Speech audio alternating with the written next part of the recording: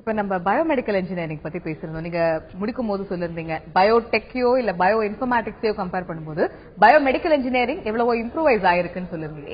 எந்த ஒரு கான்செப்ட வச்சு இந்த ஸ்ட்ராட்டஜி இன்னைக்கு இந்தியா பாத்தீங்கன்னா மெடிக்கல் டூரிசமோட ஹப் அப்படின்ற அளவுக்கு ரொம்பவே முன்னேறி இருக்கு.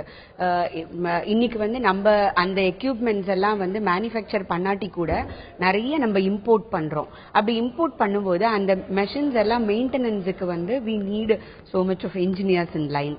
அப்படி இருக்கும்போது ஒரு தடவையும் அவங்க அப்ராட்ல இருந்து மெயின்டெனன்ஸுக்கு இன்ஜினியர்ஸ் இங்க இருக்கிறத விட இங்க இருக்கிறவங்களே ப்ரிஃபர் பண்றாங்க. மெடிக்கல் எக்யூப்மெண்ட்ஸ் மெயின்டைன் பண்றதுக்கான engineers biomedical engineering say for example இப்போ ஒரு பிலிப்ஸ் ஹெல்த் கேர் சிஸ்டம்ஸ் இருக்கு, அது மூலமாவோ இல்ல இந்த மாதிரியான பெரிய பெரிய கம்பெனிஸ் மூலமாவோ பண்ணலாம். இப்ப நம்ம சொல்ல முடியும் இல்லையா, பெங்களூர்ல இருக்கு பயோகான் இருக்கு, அது ஒரு பிக்கெஸ்ட் ட்ரக் மேனுஃபேக்சரிங் கம்பெனி அப்படின்னு சொல்லலாம். இந்த மாதிரியான இடத்துல ஏன் இவங்களுக்கான வாய்ப்புகள் அதிகமாக்கப்படலையா, இல்ல ரொம்ப மெரிட்டோரியஸ்னு போட்டு ரொம்ப ஃபில்டர் பண்ணி கேண்டிடேட்ஸ்? அதுதான், ஏன்னா உங்களுக்கு அங்கெல்லாம் நீங்க பாத்தீங்கன்னா ஆல் இந்தியா லெவல்ல காம்படிஷன் இருக்கும் உங்களுக்கு. ஆனா நீங்க அப்ராட்ல நீங்க பாத்தீங்கன்னா ஒரு ஆபரேஷன் தியேட்டர் இருந்ததுன்னா அதுல ஒரு பயோமெடிக்கல் இன்ஜினியரும் வச்சுட்டு தான் அவங்க ஆபரேஷனே பண்ணுவாங்க.